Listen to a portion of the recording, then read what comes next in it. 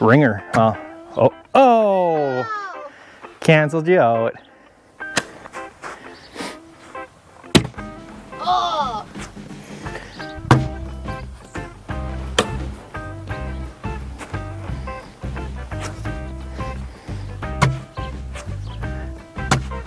Oh! So when the weather is like it is today and it's raining, and it has actually been doing that for the past couple of days, and right now the field, as you can see, is growing a nice new crop of alfalfa, so we really don't want to be going out there and running the crop down. We do other things to have fun and kick it in the sticks here, and today we're going to show you how to build a set of cornhole boards, because we have a person that placed an order for them and we make some pretty nice boards, so we'll show you how we make them. So to build your cornhole boards, you're going to need these materials. You're going to need a 4x4 sheet of plywood, a 1/2 inch thick, or two 2x4 sheets. However, the 4x4 sheets were cheaper for us, so we just bought one of those. We'll rip it in half later. Also, make sure that your boards have at least one finished side on them. It'll just make the end result a lot nicer and take a lot of work off the end product. You're also going to need 4 2x4x8s. 2 of the 2x4x8s will be enough to make the sides for each cornhole board.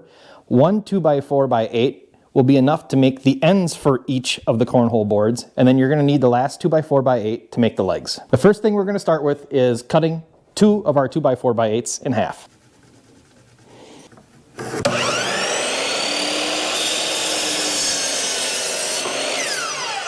Now the next thing we're going to do is mark out the end pieces at 2 feet each. You're going to need 4 of these.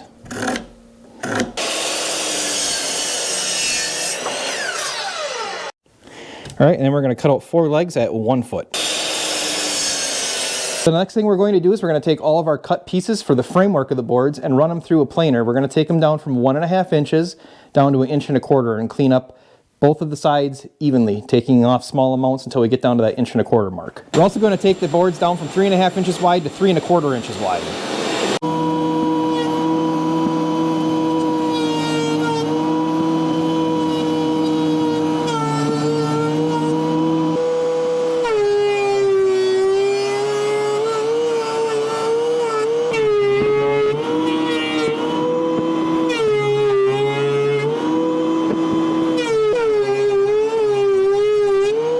Now that we have all of our lumber dimensionally cut down and squared off nice after running through the planer, these measure 1.25 inches by 3.25 inches. This makes the entire board assembly a lot lighter by removing some of that extra material. The next thing we're going to do is dado out a corner 1/2 inch deep by 1/2 inch wide, because we like to recess our plywood boards into the framework. It makes the framework a whole lot stronger and just makes an overall nicer looking finished product in the end. Also, by taking that 1/2 inch recess off of these corners that are less than perfect, where you have the live edge yet, we can remove that.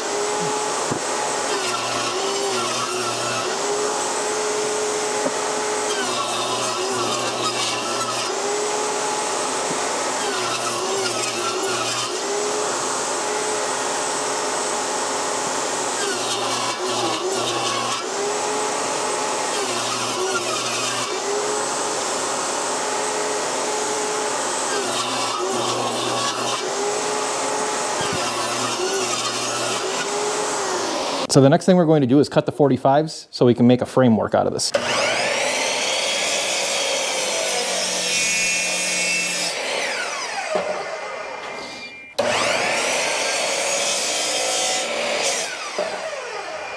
Now you're just going to flip your boards end for end, and you're going to use the same angle, so that way the angles are the same on every board we cut.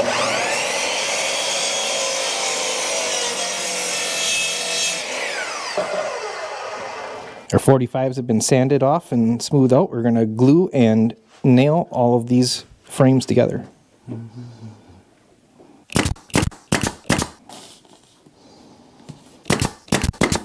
So the outside of our frame measures 2x4, which is the standard width and length of a cornhole board. And now that we have these little dadoed out recesses, we are going to place our plywood, 1/2-inch plywood, down inside the framework. The inside dimensions of our frame here are 46 7/16 by 22 7/16. So that's what we're going to cut our plywood to.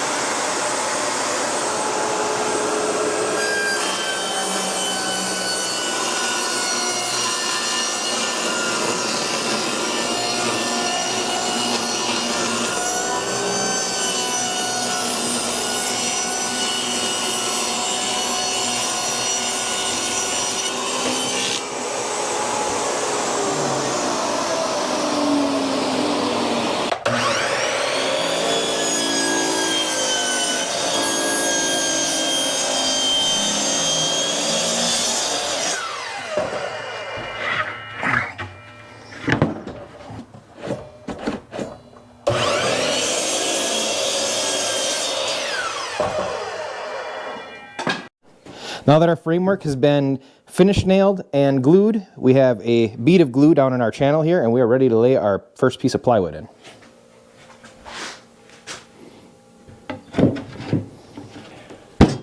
Okay, now it's in. Now it's in. Now you can pull that, tug that corner up there.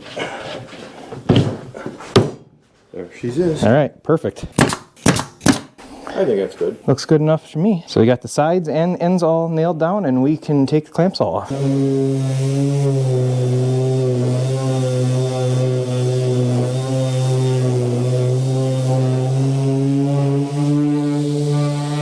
So to drill the holes in the boards, we use a 6-inch hole saw, which makes life a whole lot easier.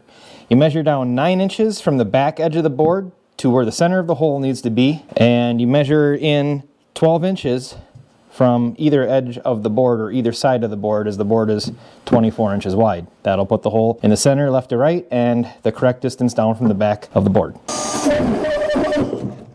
Yeah.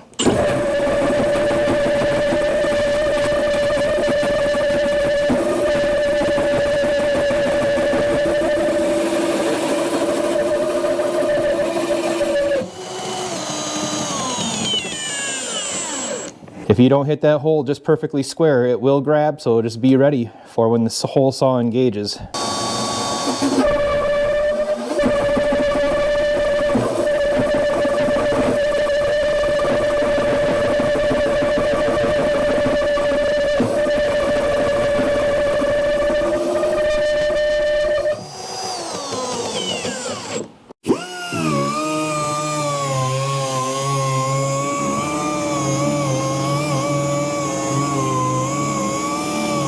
To make our legs, we just take a piece of banding. We like to put that down in the corner first. This is a 50 thousandths thick piece of steel banding, and it just gives the leg clearance for when it's all assembled. It has free swinging room without binding on anything.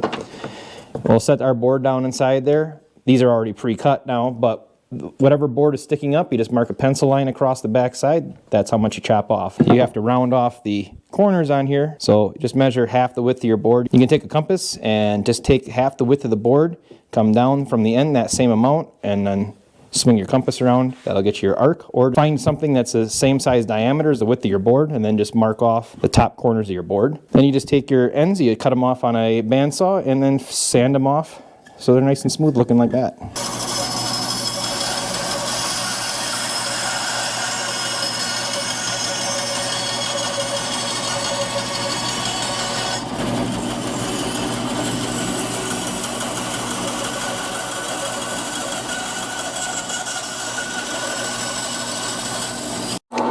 So once again, to find the center hole for your bolt to go through for your leg to hinge on, you just measure down. These boards are 2 3/4 inches wide. So you're just going to come in 1 3/8 inches from either side and 1 3/8 inches down from the top. Mark your center hole, and then we like to drill these out with a Forstner bit. They leave a nice clean hole.